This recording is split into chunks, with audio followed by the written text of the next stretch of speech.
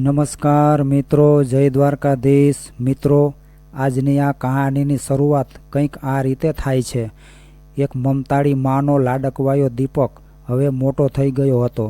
ઉચ્ચ શિક્ષણ પૂરું કર્યા પછી એને એક કંપનીમાં જોબ પણ મળી ગઈ હતી અને થોડા મહિનાઓ પછી એના બા બાપુજીએ એક સુંદર, સુશીલ અને સંસ્કારી છોકરી સાથે દીપકના વિવાહ કરાવી દીધા અને ઘરમાં આવનાર પુત્રવધુ પણ જોબ કરતી હતી, એટલે દીપક અને એની પત્ની શોભના બંને શહેરમાં સેટ થઈ ગયા હતા। થોડા દિવસો પછી દીપકના બાપુજી અચાનક બીમાર પડી ગયા અને ખૂબ જ ટૂંકી સારવાર પછી હંમેશા માટે આ દુનિયા છોડીને જતા રહ્યા। બાપુજીના સ્વર્ગવાસ પછી દીપકની બા સાવ એકલા અટુલા પડી ગયા હતા, એટલે થોડા દિવસો પછી દીપકને એના ગામના લોકો કહેવા લાગ્યા કે દીપક, હવે તારા બાપુજીના મૃત્યુ પછી તારી બા સાવ એકલી પડી ગઈ છે અને તું એનો એકનો એક દીકરો છો, એટલે તારી ફરજ બને છે કે તારી બાને તારી સાથે રાખવી જોઈએ। આવી રીતે ગામના લોકોના કહેવાથી દીપક પોતાની બાને પોતાની સાથે રાખવા માટે શહેરમાં લઈ ગયો। પરંતુ શહેરમાં આવીને દીપકની બાને ખુદ એકલી હોય એવો અનુભવ થઈ રહ્યો હતો અને પહેલાંથી જ ગામડામાં રહેતા હતા, એટલે આવી રીતે શહેરમાં રહેવું એને પણ ફાવતું નહોતું। પરંતુ દીપકના બા પોતાના દીકરાને હંમેશા ખુશ રાખવા માગતી હતી, એટલે ધીરે ધીરે બા પણ શહેરમાં રહેવાનું શીખી ગયા। પરંતુ દીપક અને એની પત્ની શોભના બાને હંમેશા ટોક કરતા કે તમે આમ નથી કરતા, તમે તેમ નથી કરતા। મતલબ કે એ લોકો પોતાની બાને ગામડાની એક અભણ અને ગમાર સ્ત્રી સમજી રહ્યા હતા। પરંતુ માનું દિલ તો હંમેશા પોતાના સંતાનો માટે મોટું જ હોય છે, એટલે એ આવી બધી વાતો ચૂપચાપ સાંભળી લેતી અને માથું હલાવીને હા પાડી દેતી। જ્યારે એક દિવસ સવારે ઉઠીને શોભનાને નોકરી પર જવાની ઉતાવળ હતી, એટલે એ જલ્દી બધું તૈયાર કરીને નોકરી પર જતી રહી। ત્યાર પછી દીપક ઉઠી ગયો અને એ પણ જલ્દી તૈયાર થઈને કંપનીમાં જવા માટે નીકળી ગયો। થોડીવાર પછી દીપકની બાએ રસોડામાં જોયું તો ખબર પડી કે અરે, મારો દીકરો તો બપોરનું ટિફિન ઘરે જ ભૂલી ગયો છે। મારો દીકરો ટિફિન લીધા વગરનો જ કંપનીમાં જતો રહ્યો છે, તો બપોરે જમશે શું? જમ્યા વગરનો મારો દીકરો ભૂખ્યો રહેશે। એટલે બાએ વધારે મોડું ન કર્યું અને ફટાફટ ટિફિન લઈને દીકરાને આપવા માટે દીકરાની કંપનીમાં પહોંચી ગયા અને ત્યાં જઈને એક ખુરશી પર બેસી ગયા, કારણ કે દીપક જે કંપનીમાં નોકરી કરતો હતો ત્યાં બહારના લોકોને અંદર જવાની પરમિશન નહોતી। માટે દીપકની બા એવું ઈચ્છતી હતી કે મારા લીધે મારા દીકરાના કામમાં કોઈ ખલેલ ન પહોંચવી જોઈએ, એટલા માટે એણે દીકરાને ફોન ન કર્યો અને મેસેજ કર્યો। પરંતુ દીપક પોતાના કામમાં વ્યસ્ત હોવાને લીધે એણે પોતાની બાના મેસેજ ઉપર વધારે ધ્યાન ન આપ્યું અને એ પોતાનું કામ કરતો રહ્યો। પરંતુ એની બા કંપનીના ગેટ બહાર ઘણા સમયથી એના દીકરા દીપકની રાહ જોઈ રહી હતી।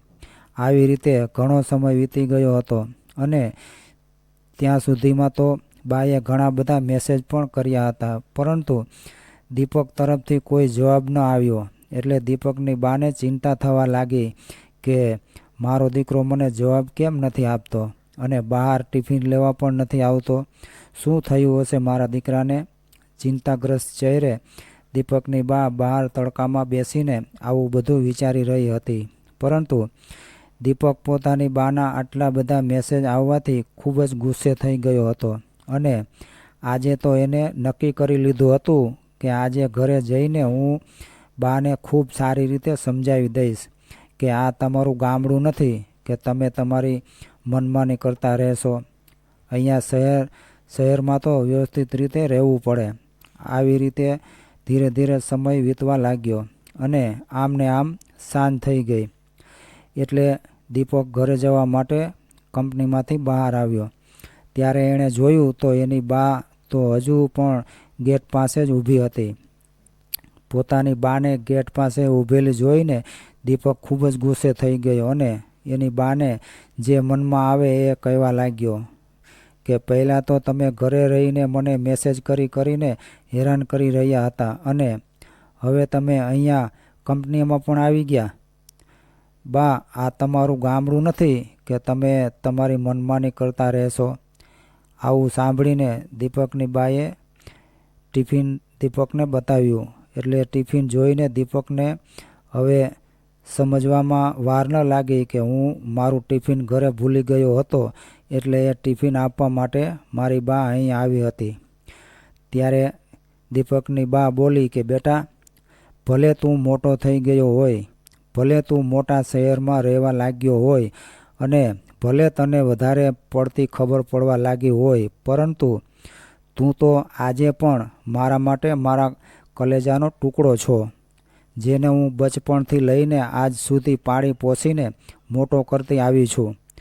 હવે દીપકની આંખો બરાબર ખુલી ગઈ હતી કે આખરે મારી બા મારી ચિંતા કરીને મારા માટે ભોજન લઈને અહીંયા સુધી આવી હતી, પરંતુ હું તો કંઈ પણ સમજ્યા વિચાર્યા વગર જ મારી બાને ખરું ખોટું સંભળાવવા લાગ્યો.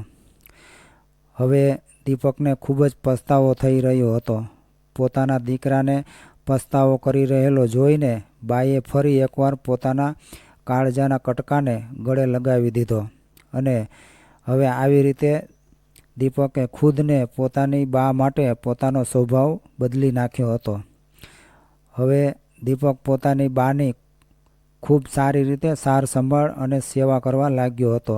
એટલે હવે તો મને પણ શહેરમાં રહેવાનું ખૂબ સારું લાગી રહ્યું હતું, કારણ કે મને પણ હવે મારા કાળજાનો કટકો, મારો પોતાનો દીકરો ફરીથી મને પાછો મળી ગયો હતો.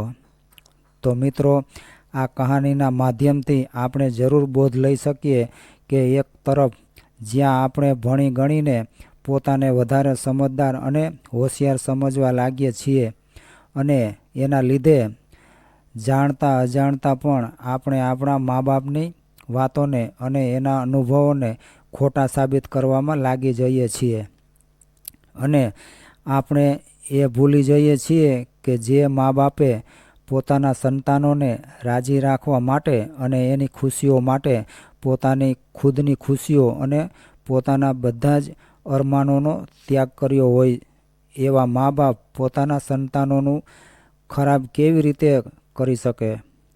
દરેક મા બાપની એવી જ ઈચ્છા હોય છે કે અમારા સંતાનો અમારા ગઢપણની લાકડી બને, પરંતુ આજની આ 21મી સદીમાં વિકાસની આંધળી દોટના કારણે આપણે બધા જ આપણી આવી ભૂલોને ભૂલતા જઈએ છીએ, જે એક વિચારવા જેવી બાબત છે.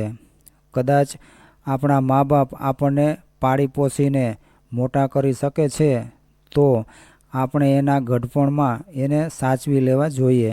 અને દરેક મા બાપની પણ આવી જ ઈચ્છા હોય છે.